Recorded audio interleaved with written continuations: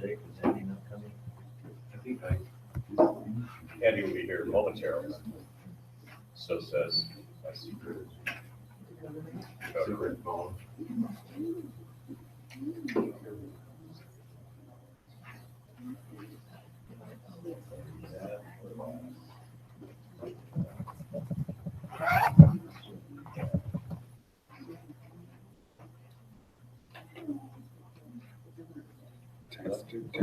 Testing.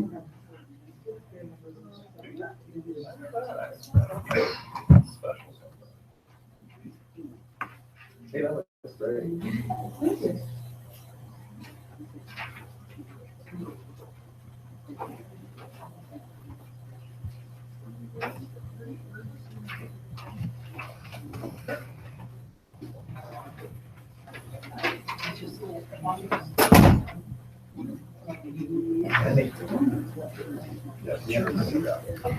Here. You.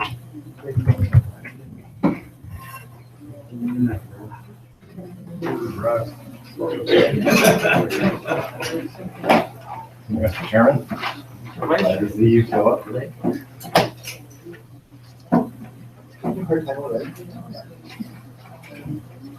Sure. Good to see you.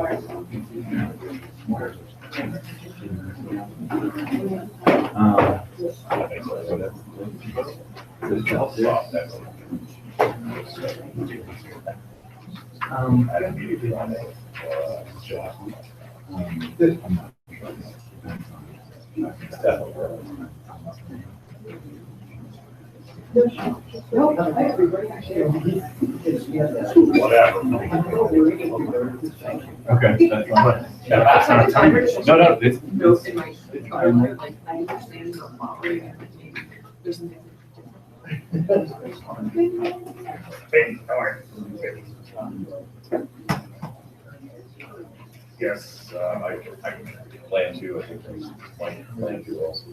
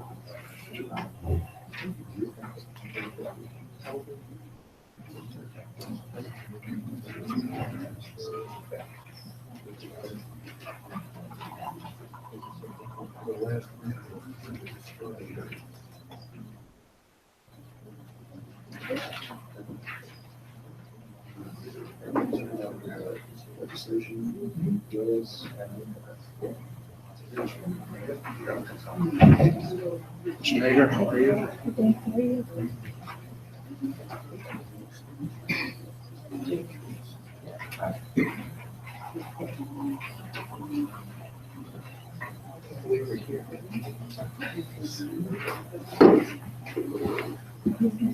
Stay short on your movement for that. I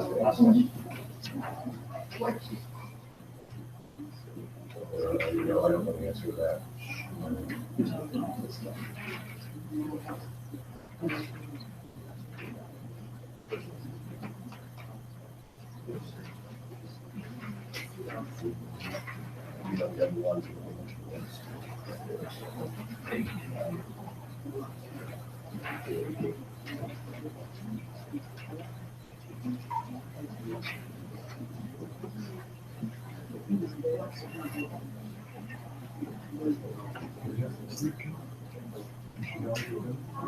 Yeah, I'm good.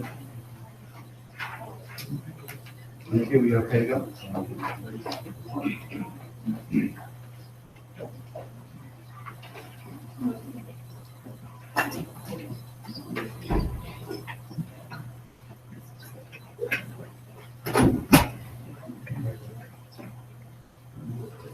I fixed it. Okay, give me 1 second. Okay.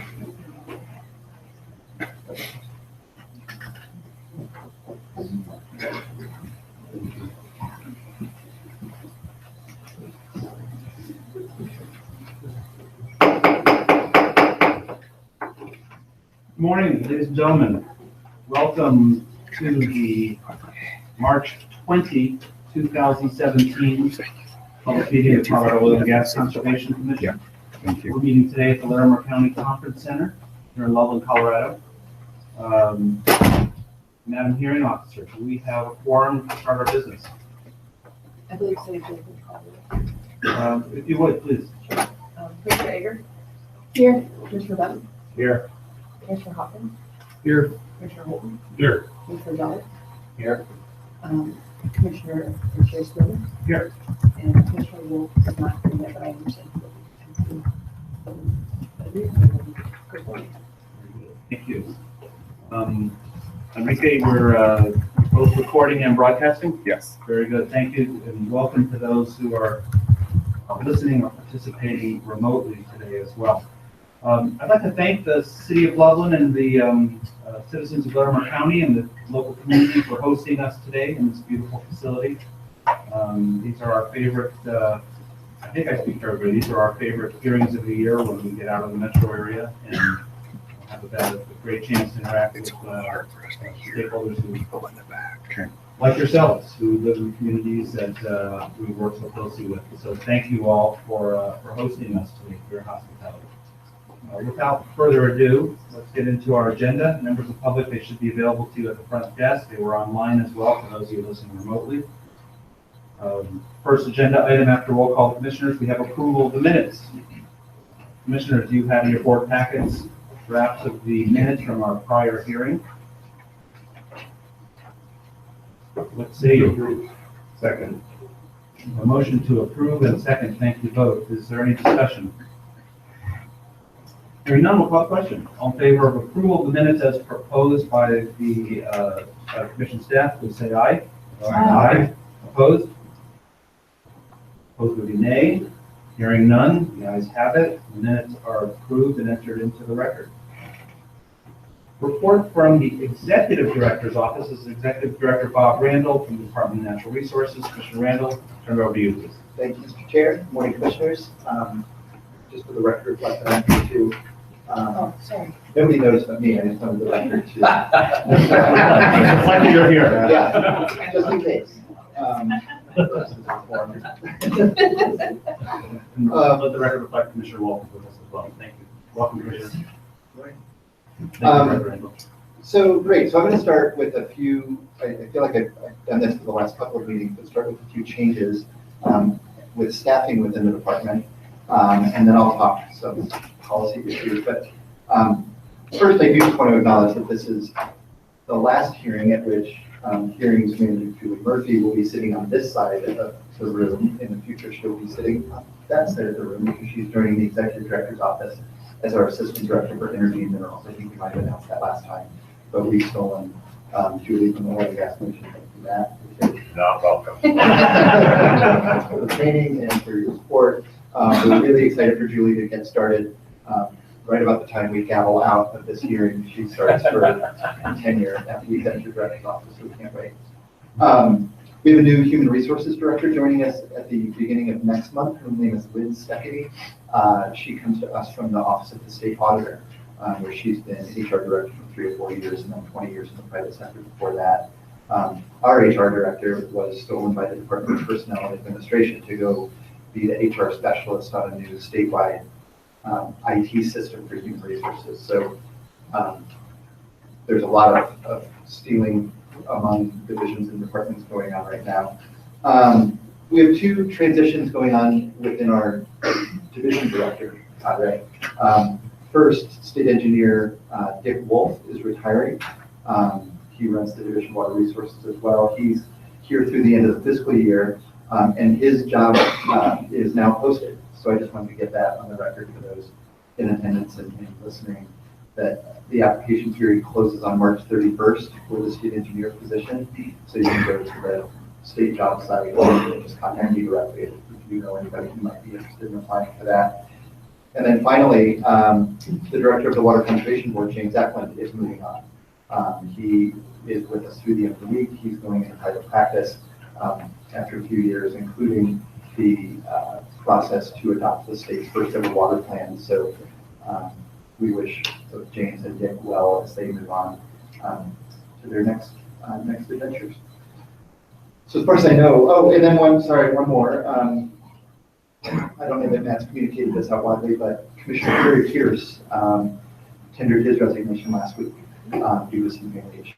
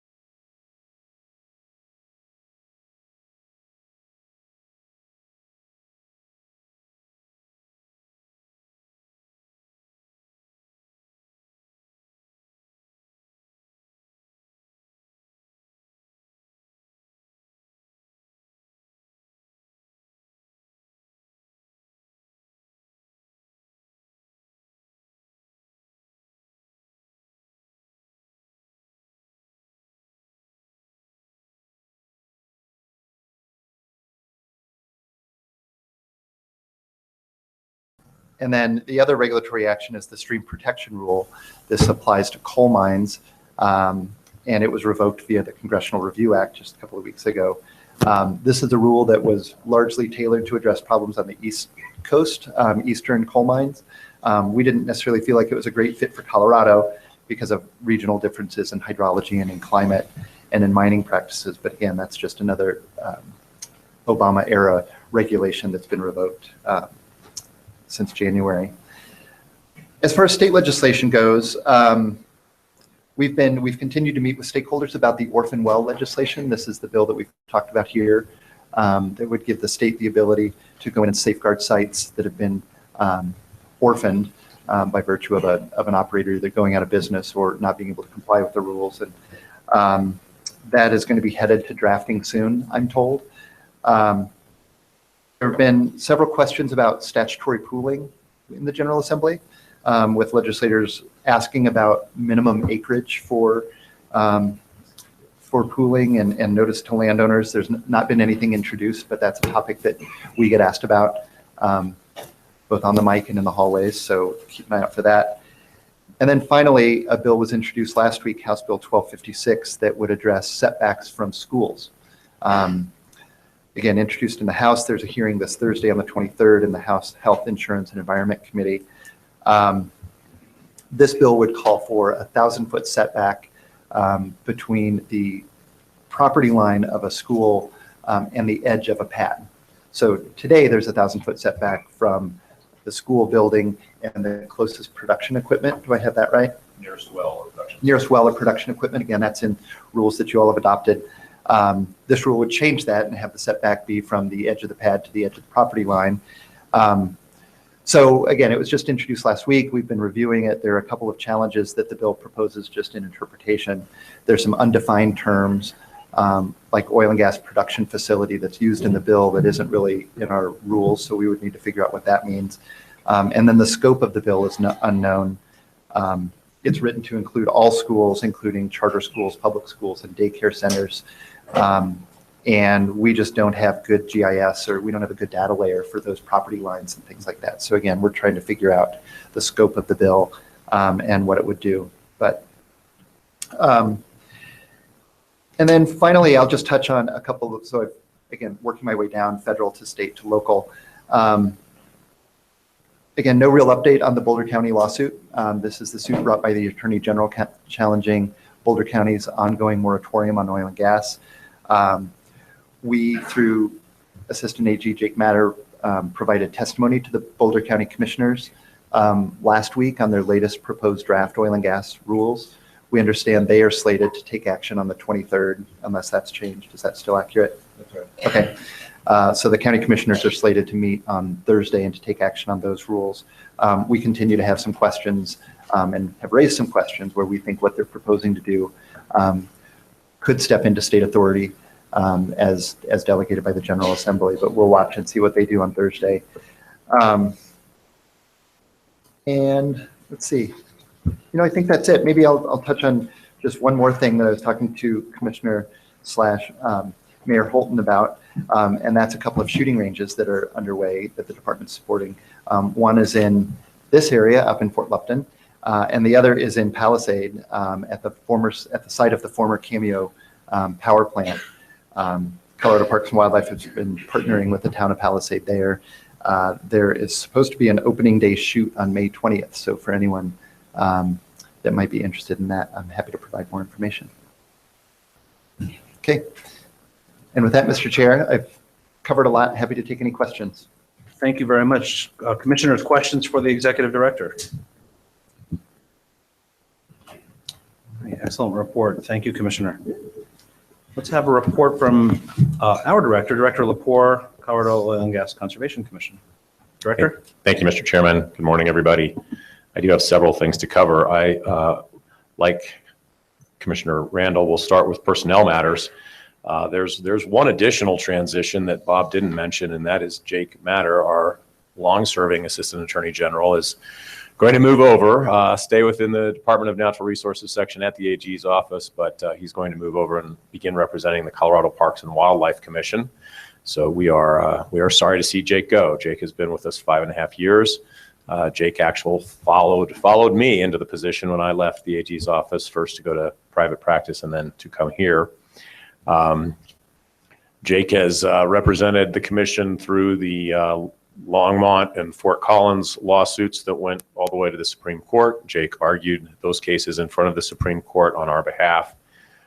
Jake is, the highest praise I can offer a lawyer is a problem solver. And that's been appreciated by all of us, and we have certainly presented him with a number of problems for him to solve. So Jake, thank you for your service, and I know we'll see you around the neighborhood, but we'll miss having you sit right there.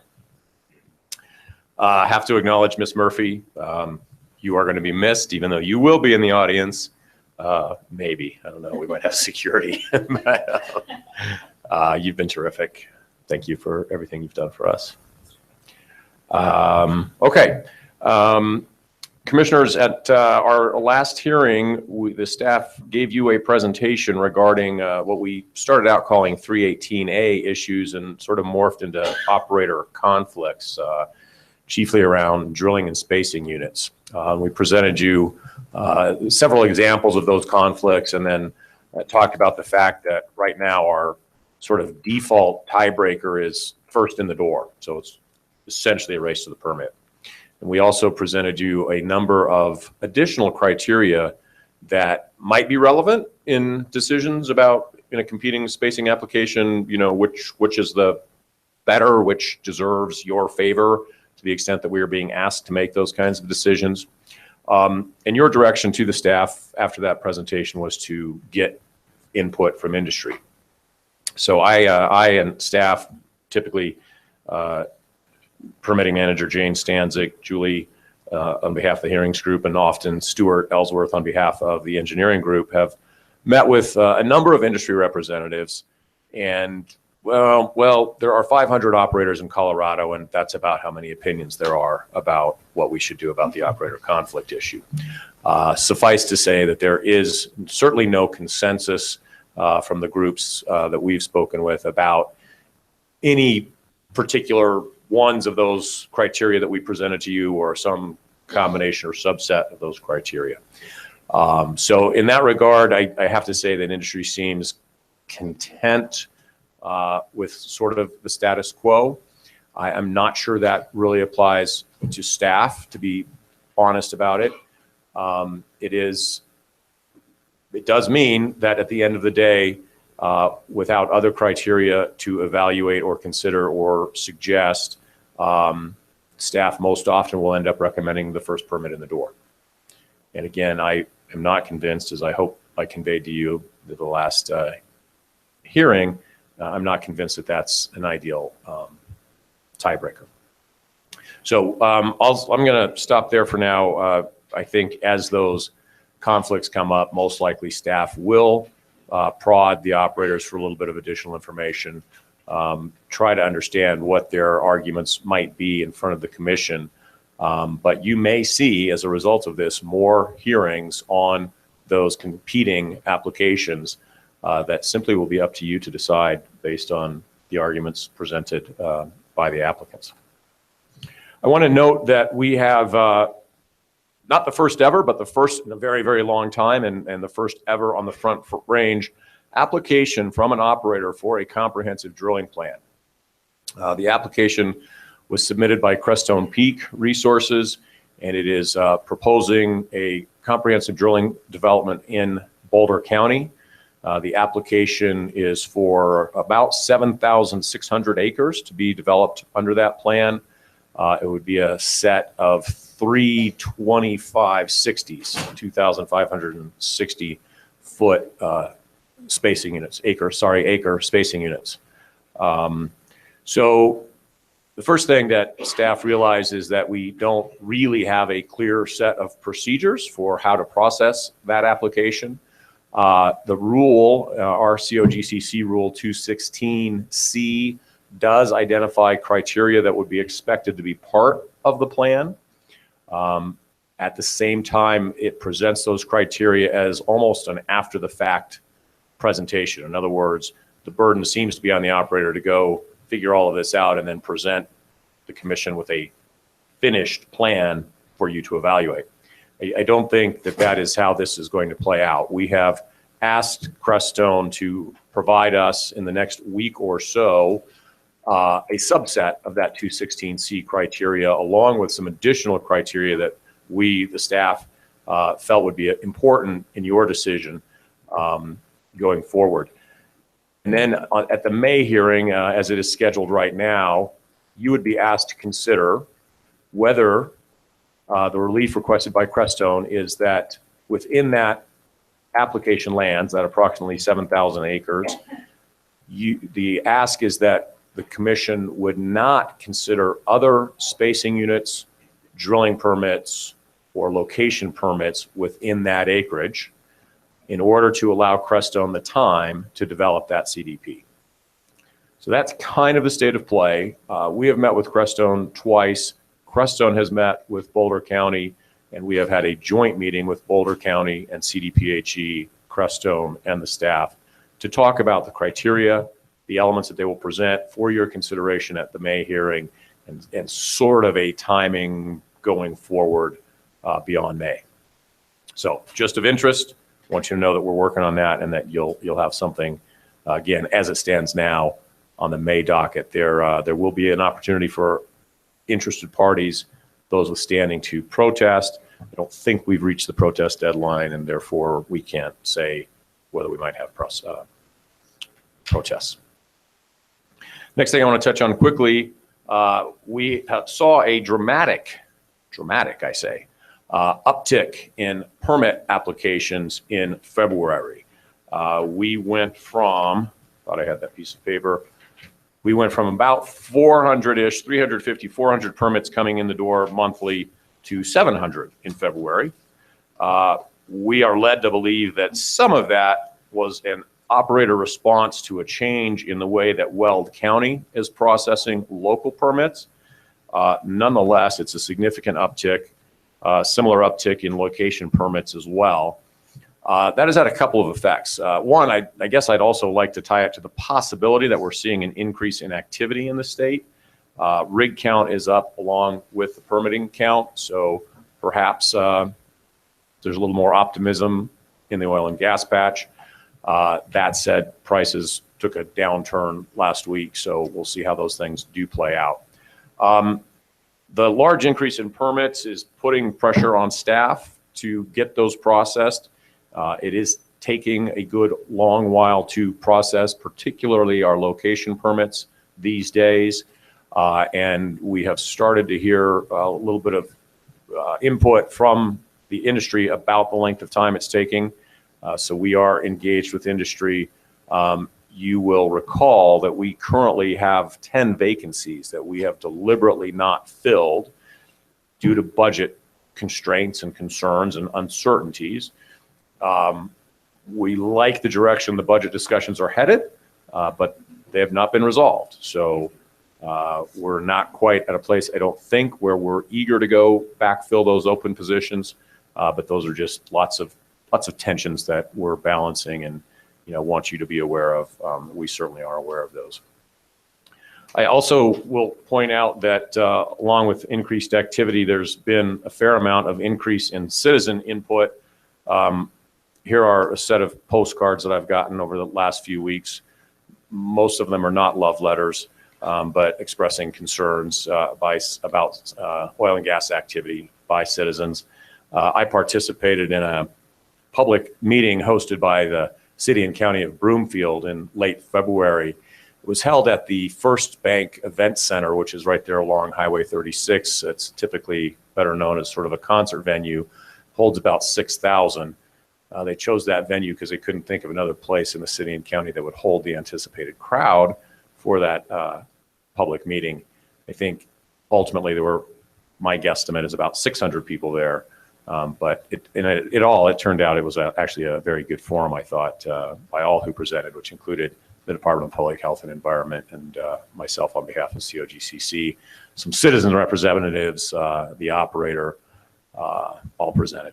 So, and then finally, let me quickly hit some highlights or just call your attention to some highlights in the staff report. I really thought all of the first three lead articles there are interesting and worthy of your time and attention. I participated in the State Oil and Gas Regulatory Exchange review of the state of Idaho's oil and gas regulations. So Idaho, very new to oil and gas development, they have 9 active wells. think about that. We've got them by about 53,892 or something like that. But they are developing their first set of comprehensive regulations. The State Oil and Gas Regulatory Exchange is kind of a joint venture between the Interstate Oil and Gas Compact Commission and the Groundwater Protection Council that offers this service of a review of a state oil and gas regulators' body of regulations and statutes.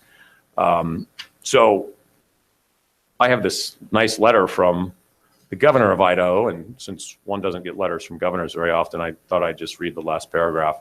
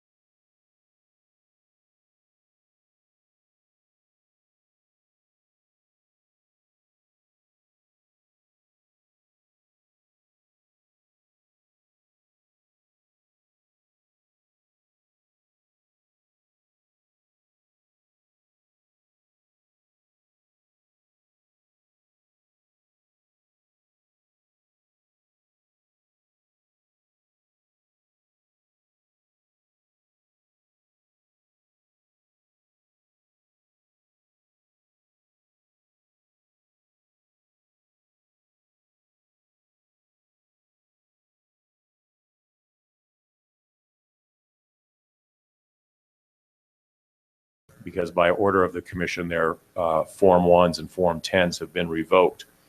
Bob alluded to the legislation that we are pursuing in the Capitol, because we find a lot of gray area when we have operators who don't have that right to operate, but still might have locations with active wells or even shut-in wells.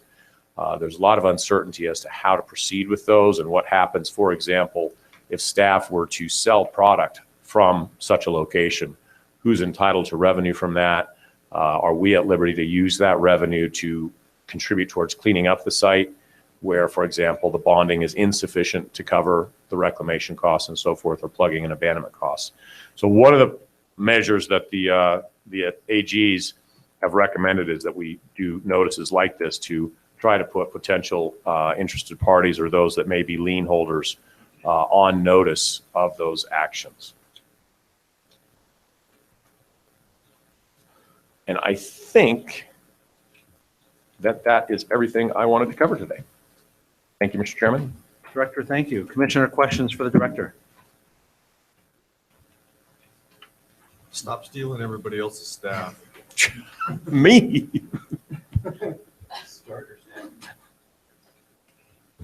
I am the victim here. This time.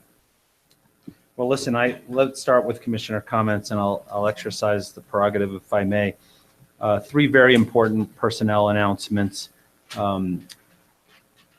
Commissioner Pierce has just been an outstanding member of our team, of this body, and I'm sure I speak for everybody. We all have benefited from his contributions, learned from his thoughtful discussion and decision-making, and we will miss him on the commission, and we wish he and his family only all the best. So that Commissioner Pierce, if you are listening, thank you for your service again to the state of Colorado. On that thank you to service piece, when I assumed when I earned your trust and was able to serve as chairman for this period, Chairman Compton, our beloved chairman of years and years, just kind of sort of gave me one piece of advice, and he said, trust Jake, speaking about Assistant Attorney General Matter, who, again, serves the people of the state of Colorado so professionally, and we have had the benefit of his counsel as the commission's lawyer from the Attorney General's office, and now one of our sister commissions will instead. But the good news for Colorado is Jake, his counsel, and his professionalism stay within the natural resources community and continue to serve the people of Colorado. So, Jake, I know I speak for everybody and they can add on, but thank you for years of service and your tremendous counsel, patience, and professionalism in helping us do our business. It's a pleasure. You will be missed as well. And last but certainly not least, Hearing Manager Murphy. Our time together was too short. You made an immediate impact in the conduct of these hearings, bringing an even further level of professionalism and frankly some additional discipline, which I think the parties and participants in hearings appreciate as much, knowing exactly how things will work and ensuring that everybody is heard. So from this side of the desk, your contributions have been immense, and I know they will be in the executive director's office as well. So at the risk of repeating myself for a third time, good for the people of the state of Colorado that you too remain in public service and in my mind and in the natural resource space as well. So thank you for your tremendous service to the commission as well. Of course. Other commissioner comments?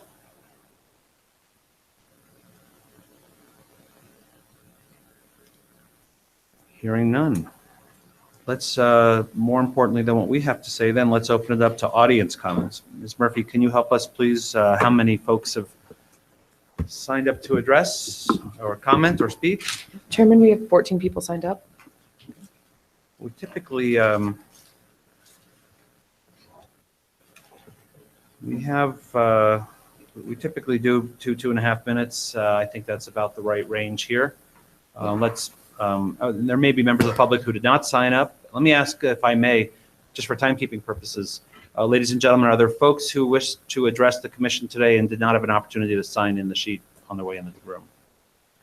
Okay, just one or two. So, sir, we'll call you once we get through the list, and don't let us forget, please. Okay, so Ms. Murphy, if you would, we typically will call up 2 or 3 people, so somebody's ready to speak and somebody's in the batter's box, so to speak, and we'll ask you to limit your comments to 2.5 minutes, and we'll see if anybody needs beyond that, if we can accommodate. Let's start with Derek Mull.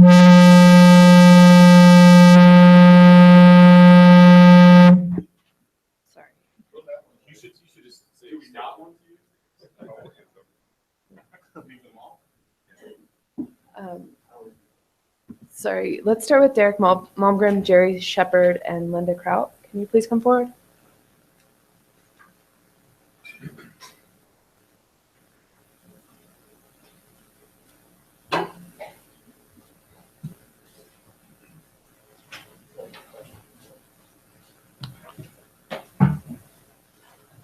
Go. Please introduce yourself.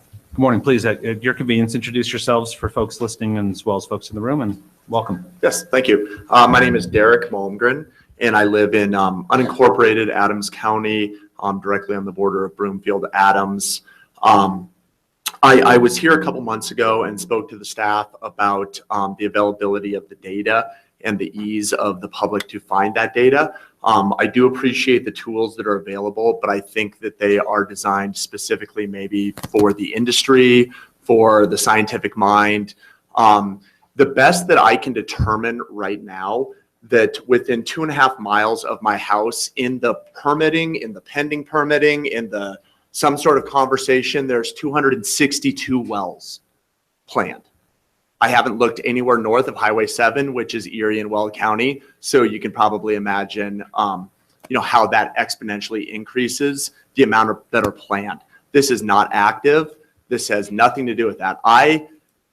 In your search tool, it has an area that you can add your address. That has never worked. You get a file error when you do that. Even all of extractions, 139, potentially permitted wells are nowhere to be found within the map in the process. I do feel that there is no way for the public to adequately find this information. One of the 40 well pads I live 3,000 feet from, I understand that that might be roughly, 300 to 500 feet outside of the required reporting area. But also I had a workover rig 400 feet from my yard, abandoning a well, which I never received a notification for either. I think that, it's been a good attempt at addressing and providing tools. But if you require a regular citizen to look up township, sector, convert that to longitude, latitude, pull that out of, potentially on a docket, 150 potential well sites, there's no possible way for an average citizen to find this information. Also, by the time you find out about it, for one of the well pads for extraction, the meeting was in Sterling, which is roughly 5-hour round trip away from where it's actually going to be installed. And that was 6 months ago. Obviously what's going on with them right now, it's been taken away, it's going to bring back. I don't know if it's paralysis by analysis, but what I do know is it is impossible to uncover. Thank you. Thank you, sir. Thank you, Mr. Mulgrim, and welcome back. Thank you. Ms. Shepherd? Thank you. Good morning. My name is Jerry Shepherd. I live on 1713 Fairacre Road, and that's in Greeley, Colorado, in the same area where Bella Romero School is. The unfortunate situation is that we have regulations for a reason. The ideal, of course, is for people to be self-regulating. Unfortunately, we find in this industry that that's not going to happen. They are setting the drilling wells within 500 feet of the playground, which might be within the letter of the law, but certainly is not within the spirit. It is sad that Representative Foote has to have a bill to address this concern. The unfortunate situation we have and I say warning to the people of Idaho, is we have an industry that has perfected the art of internalizing profits and externalizing losses. Who gets to pay for all that? Property owners, taxpayers, future generations, people who are ill. And I would invite this body to find a way to create a more appropriate balance. Yes, we all use oil and gas products, but I would rather have a system that is not analogous to drug addict and pusher. And so I would ask that this body consider seriously the fact that there are real people affected, children that go to Bella Romero in Greeley, Colorado. I am reminded of the book, The Hitchhiker's Guide to the Galaxy, when listening to the other citizen talk about how difficult it is to find plans, where, of course, when they wanted to demolish Earth, they secreted the plans in the planet Bogon. So again, I invite you all to hit a more appropriate balance. When I used to be able to drive on 66, I used to go there to see Christmas lights. Now all I see are oil derricks lit up. Thank you for your time. Thank you, Ms. Shepherd. Ms. Kraut? Good morning, Director Lepore and Commissioners, and thank you for giving me this opportunity to speak. My name is Linda Kraut, and I live in Broomfield, Colorado. On Thursday, March 23rd, as you mentioned earlier in your meeting, House Bill 1712-56 will be considered in the House Health and Insurance Environment Committee. Representative Foote has proposed this bill in order to clarify the setback rule to be from the end of the oil and gas facility line to the end or the beginning of a school property. As you're well aware, schools have more acres of land that are not just a building, but playgrounds and athletic fields. And thus, those outdoor areas should be considered part of the actual school. As a grandmother of 3 young children and a director of preschool for the past 30 years, safety of children is a priority to me. I have a 5-year-old granddaughter who has many allergies, asthma, and a blood disorder. When she gets an asthma attack from just regular triggers that are out in the environment, it sets off a pain episode in her muscles and joints.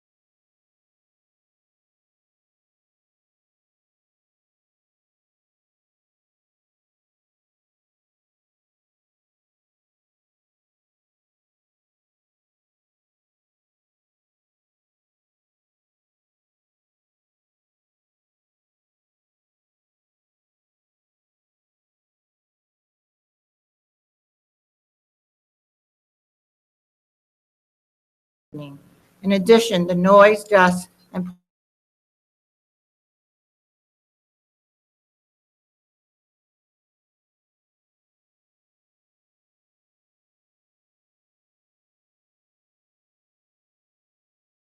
gas development at the safest distance of schools, protect public health, and foster responsible development.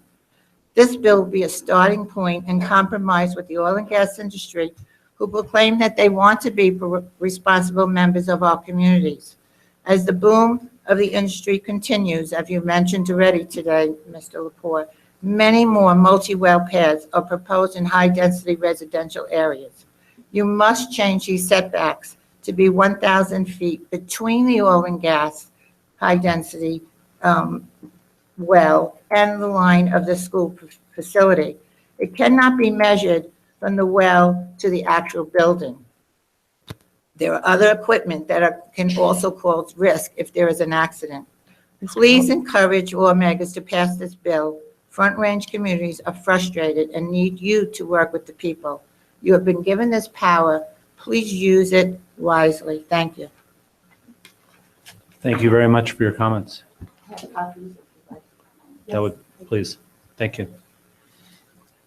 Ms. Murphy, who are our next guest, please. Sure. I'd like Mr. Robert Winkler, Sharon Carlisle, and Trish Miller.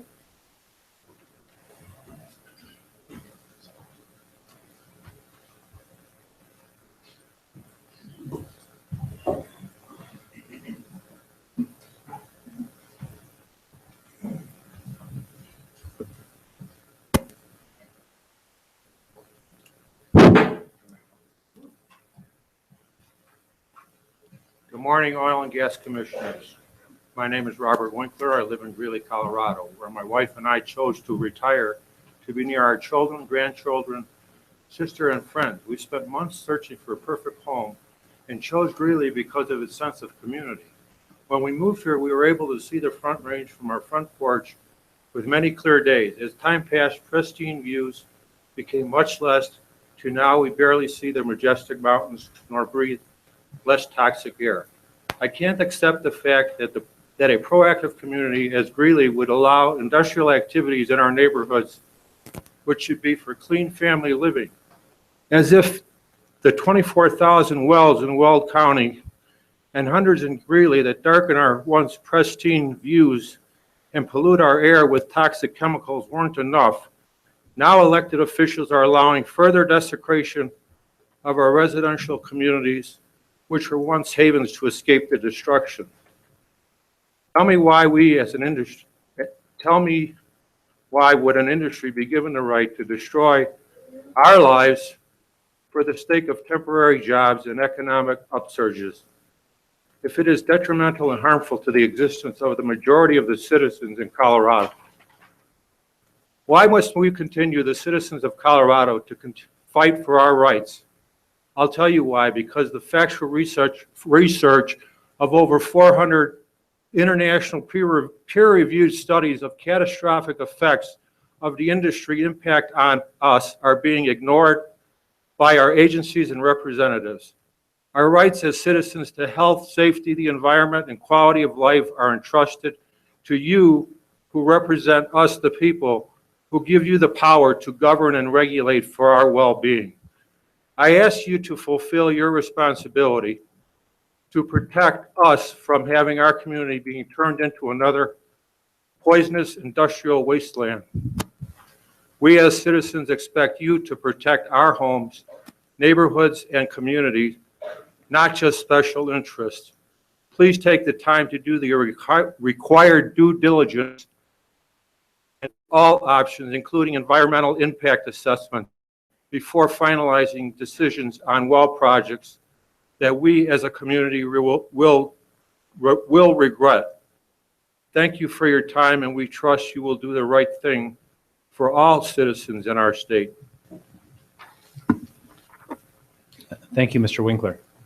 Thank you for your trust. You're welcome. And if, please feel free to leave the statement behind if that's helpful. We'll get it around to everybody. Thank you, sir. Thank you.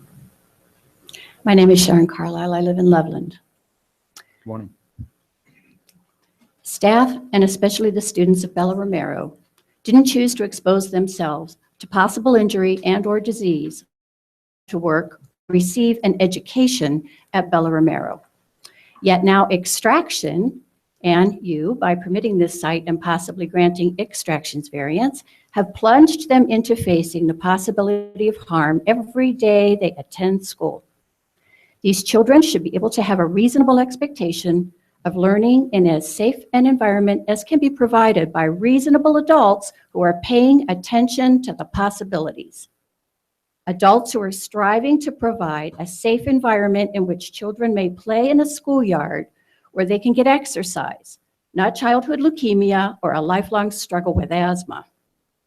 Attending school with an expectation that they will grow into an adult and have children of their own, not with the fear that they will be a population most likely to experience the highest natal mortality rates in the state due to their exposure to extremely poisonous industrial emissions caused by the well sites right behind their school, a statistic that Weld County may soon claim as its own. 2.5 minutes does not provide enough time to expose all that is wrong and morally criminal by permitting this site. And for what? This industry continues to fail miserably in the financial sector, surviving only by doing business that resembles more of a Ponzi scheme than the strategies of great captains of industry. The marketplace is so full of oil and gas that there are train cars sitting on the sides of tracks that have been there for months because it's unprofitable to dump the stuff on the market. The social justice issue alone in this case is enough to make one sick to their stomach, let alone the health and safety issues tied to this form of unconventional fossil fuel extraction. Explosions, blowouts of toxic fumes and fluids, poultry safety plans. This whole school and everyone in it would have to be scooped up and moved in a matter of seconds in order to guarantee a real-life rescue from possible harm should this site blow. Considering what the industry, you, and we all now know about the consequences of this type of mining procedure begs asking the big question, why are you doing this? Simply because you can? There's no need or reasonable excuse for permitting this site. It's been stated that these public meetings should be conducted politely and with respect. It's extremely difficult for me to be polite or respectful when our children are being needlessly placed in great danger. The contempt this action shows for the life of these children, their teachers, staff, neighbors is contemptible. We should all be polite and considerate. What we should be and what we are is shocked, horrified, and revolted. What's going on here is beyond contemptible. Be complicit in this act of villainy no longer. Say no to this aggressive invasion. Our children depend on us to care, nurture, and protect them, not dismissively throw them into harm's way like they're so much garbage. Normalizing the threat that this well placement presents doesn't lessen the threat it poses. It only reveals intent. Business at any cost. Blatant disregard for life. We know this isn't a done deal, and we know that this matter will be placed back into your hands, allowing you to finally make the right decision. I ask, are you going to make it? Thank you, Ms. Carlisle. Hi, my name is Good morning. Trish Miller. Good morning, Ms. Miller. My name is Trish Miller.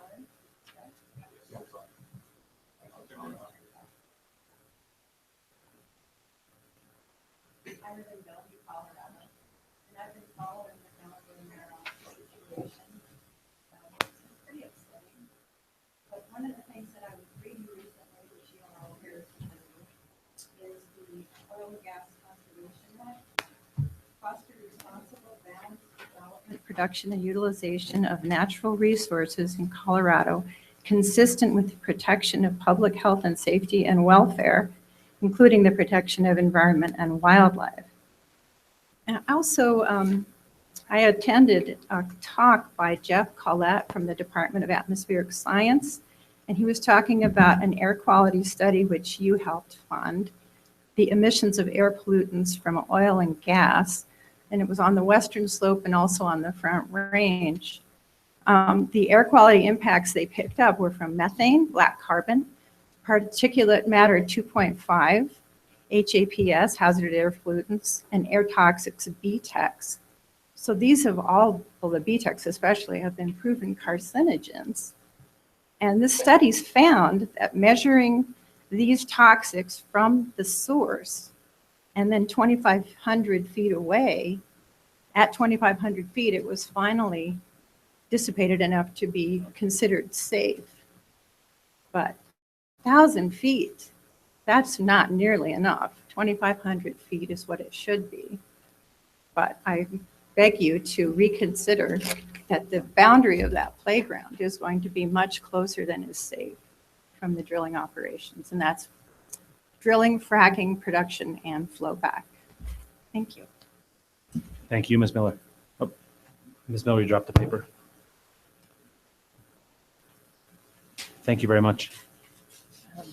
Next, Shirley Smithson, Barb Flores, and Chandra Berry, please.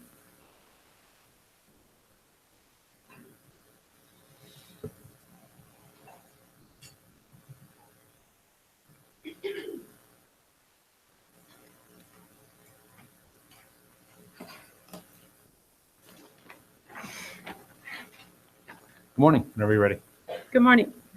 I'm Shirley Smithson. I'm a resident of the Bella Romero area. I live about a quarter of a block from the school with full view of all the activities and the roadways.